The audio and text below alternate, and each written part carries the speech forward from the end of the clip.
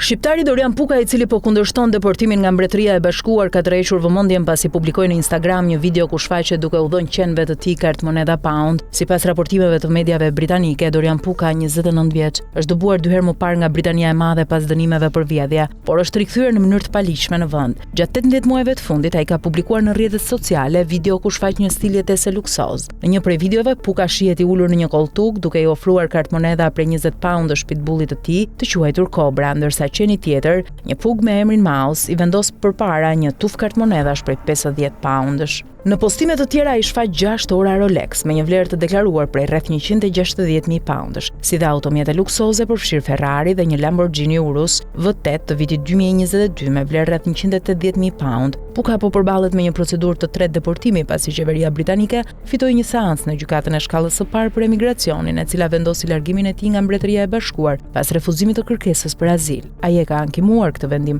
për shkak të precedentëve penale dhe dënimeve me burg. Ai plotson kriteret për deportim automatik nga Mbretëria e Bashkuar. Megjithatë, prej më shumë se 3 vitesh ai ka qëndruar në Britani pasi Ministria e Brendshme nuk ka mundur ta largojë, ndërsa procedurat ligjore dhe kërkesa e tij për azil janë ende në shqyrtim. Një zëdhënës i Ministrisë së Brendshme britanike deklaroi se autoritetet britanike po bëjnë çështje mundur për të siguruar largimin e tij. Ky individ është një shtetasi huaj i dënuar për vepra penale dhe ne po bëjmë gjithçka që është e mundur për të siguruar largimin e tij sa më shpejt e jetë e mundur. Për shkak të proceseve ligjore në vazhdim, nuk mund të japim komente të mëtejshme. Gati 10.000 shtetas të huaj të dënuar janë kthyer në vendet e tyre gjatë mandatit të kësaj qeverie. Ne do të vazhdojmë të bëjmë gjithçka për të larguar këta kriminal nga rrugët tona, tha ai. Sekretarja britanike e Brendshme Shabana Mahmood po propozon ndryshime ligjore që synojnë ta bëjnë më të vështirë për shtetasit e huaj të dënuar dhe emigrantët e paligjshëm të përdorin legjislacionin për të drejtat e njerëzit për të shmangur deportimin. Ajo po ashtu synon të thjeshtojë sistemin e apelimeve dhe të krijojë procedura më të shpejta për largimin e autorëve të veprave penale. Nga ana tjetër, ministri në hije i Brendshëm Chris Philp deklaroi: "Ky kriminal shqiptar i njohur për autoritetet ka ekspozuar hapur pasurinë e tij në Britani, duke shfaqur makina sportive dhe tani edhe këto video të pazakonta ku i jep qenëve kartmonedha.